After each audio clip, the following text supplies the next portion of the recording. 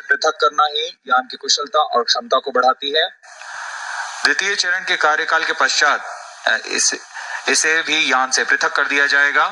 पृथकन के 2 सेकंड के पश्चात ही तृतीय चरण यानी C-25 क्रायोजेनिक स्टेज को प्रज्वलित किया जाएगा। यह अंतिम चरण है। इसका प्रज्वलन काल सबसे ज्यादा होता है। यह लगभग 600 सेकेंड्स तक प्रज्वलित रहेगा। इस दौरान यान क्रायो ईंधन की मदद से 520 किलोमीटर की ऊंचाई प्राप्त कर लेगा और सापेक्ष गति 7.29 किलोमीटर प्रति सेकंड। कक्षा में प्रमोशन की उचित स्थितियां प्राप्त होते ही तृतीय चरण को स्वतः बंद किया जाएगा और तब ब्लू बर्ड ब्लॉक 2 नामक उपग्रह को यान से अलग कर कक्षा में स्थापित किया जाएगा। उड़ान की उल्टी गिनती जारी है और अब हम उड़ान से 3 मिनट 28 सेकंड की दूरी पर हैं।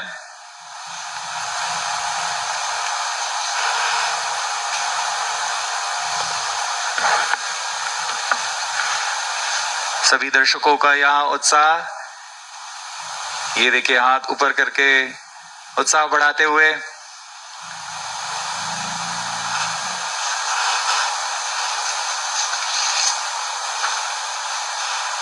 T-3 minutes। Automatic launch sequence जारी है। इस दौरान S-200 बूस्टर्स और L-110 सभी चरणों के फायरिंग लाइन को तैयार कर दिया गया है।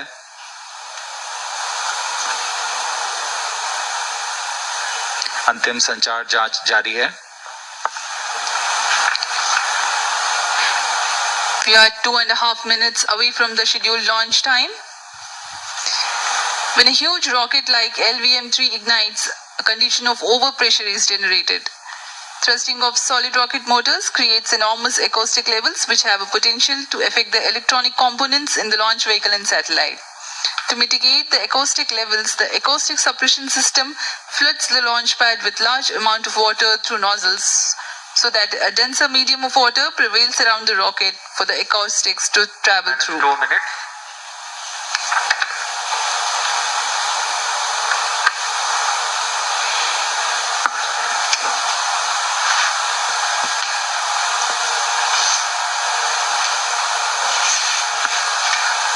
यह प्रमोशन मिशन दक्षिणी पूर्वी दिशा का मिशन है, इसलिए इसमें निरंतर नजर बनाए रखने के लिए भारत स्थित शार और पोर्ट ब्लेयर में स्थित रडार स्टेशन इसमें पूर्ण निगरानी बना के रखेंगे और इससे आगे निकलते हुए इंडोनेशिया स्थित बोगोर और ऑस्ट्रेलिया स्थित यत्रगा ग्राउंड स्टेशन की मदद से ट्रैकिंग की जाएगी। The downrange tracking stations of Port Blair, Bogor and Yataraga will be participating for tracking the rocket apart from the Shar tracking station closer to the liftoff. अब हम उड़ान से 1 मिनट की दूरी पर हैं। Stand by for the time mark. T-1 minute. दर्शकों की जानकारी के लिए बता दें, T-8 सेकेंड्स पर क्रायो स्टेज यान से अलग होंगे और T0 पर S-200 बूस्टर्स प्रथम चरण का प्रज्वलन शुरू होगा। We are 40 seconds away from T0. The viewers may watch out for the swing out of the cryo arms and the acoustic suppression system starts its operation. Real-time programs activated. VSPP open. Minus 25 seconds. Minus 20 seconds. Ignition arms down. Minus 15 seconds. 10, 9, 8, 7, 6, 5, 4, 3, 2, 1, 0. Both S-200 motors ignited. LVM-3 M6 Bluebird Block 2 mission, a majestic liftoff. Normal. The rocket is beautifully searing through the bright Sriharikota sky. Plus 20 seconds. LVM-3 M6 rocket का सफलतापूर्ण उत्थापन द्वितीय promotion मंच से और अपनी उद्दिष्ट कक्षा की ओर बढ़ चला है। LVM-3 M6 रॉकेट दोनों ठोस नोजक वाले S-200 बूस्टर्स प्रज्वलित हैं।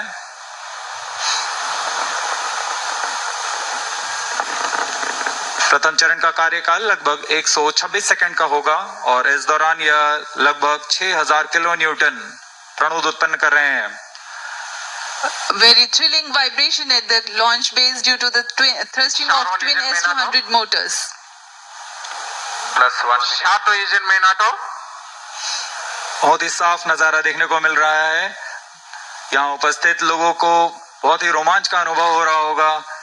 बहुत दूर तक हम इस यान को देख पा रहे हैं और मुमकिन है कि प्रथम चरण का प्रतिगन भी देख सकेंगे। Each S200 motor generates 5,952 kilonewtons. Burn duration for present mission is 132.5 seconds.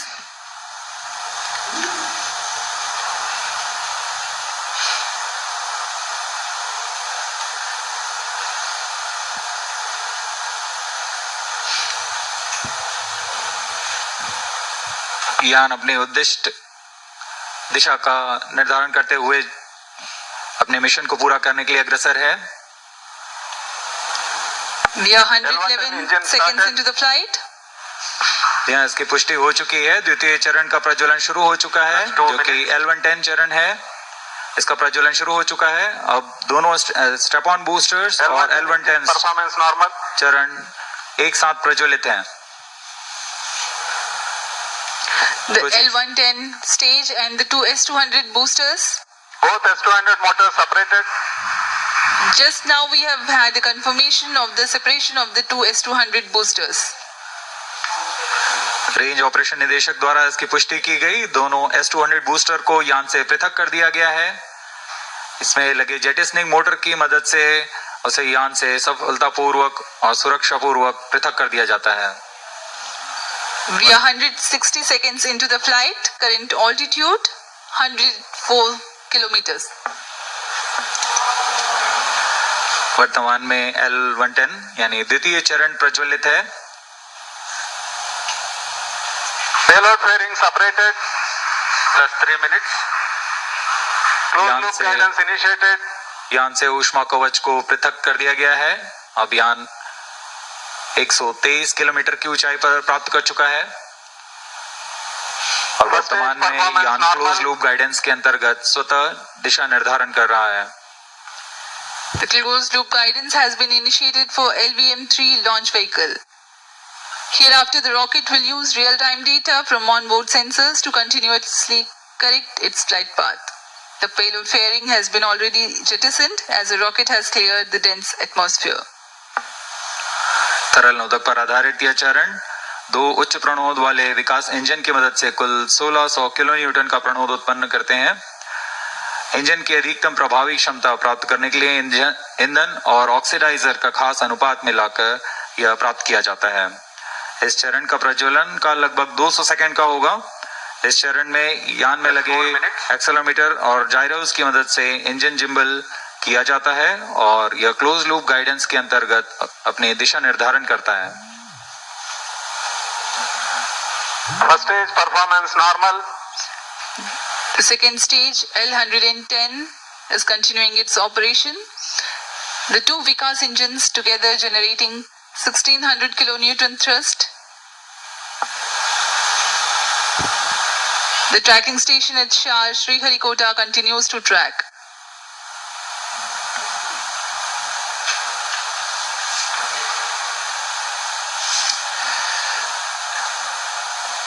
जी हाँ, यान पूर्णतः सामान्य निष्पादन करता हुआ अपेक्षित पथ का अनुकरण करता हुआ उद्दिष्ट मिशन की ओर बढ़ रहा है। Stage authorization issued. तृतीय चरण यानी क्रायो स्टेज चरण को अनुमोदित कर दिया गया है। Shah and Port Blair ground stations continue to acquire data. L110 stage separated. Cryo stage ignition command. Cryo stage ignition confirmed. यहाँ सभी वैज्ञानिकों के लिए ये एक हर्ष का पल होता है। रेंज निदेशक द्वारा भी इसकी पुष्टि की गई। द्वितीय चरण को सफलतापूर्वक बंद कर यान से पृथक कर दिया गया है तथा अंतिम चरण तृतीय चरण प्रज्वलन शुरू हो चुका है। Now the third stage of LVM-3 rocket, the cryogenic stage, has commenced its operation. Cryo stage performance normal. It is thrusting nominally. with 28.6 tons of cumulative propellant loading of liquid hydrogen and liquid oxygen. The engine develops 200 kilonewtons thrust.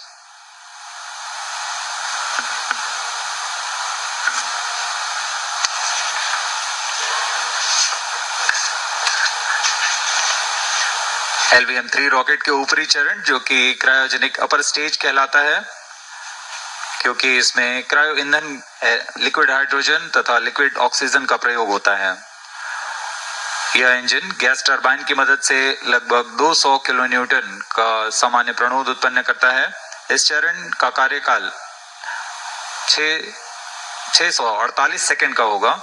इस चरण का व्यास 4 metre तथा ऊंचाई 13.5 metre की होती है। इस चरण में दिशा निर्धारण के लिए इंजन जिम्बल कंट्रोल और रिएक्शन कंट्रोल सिस्टम्स का प्रयोग किया जाता है। इस चरण में कुल 28.6 टन क्रायो ईंधन का भराव हुआ है।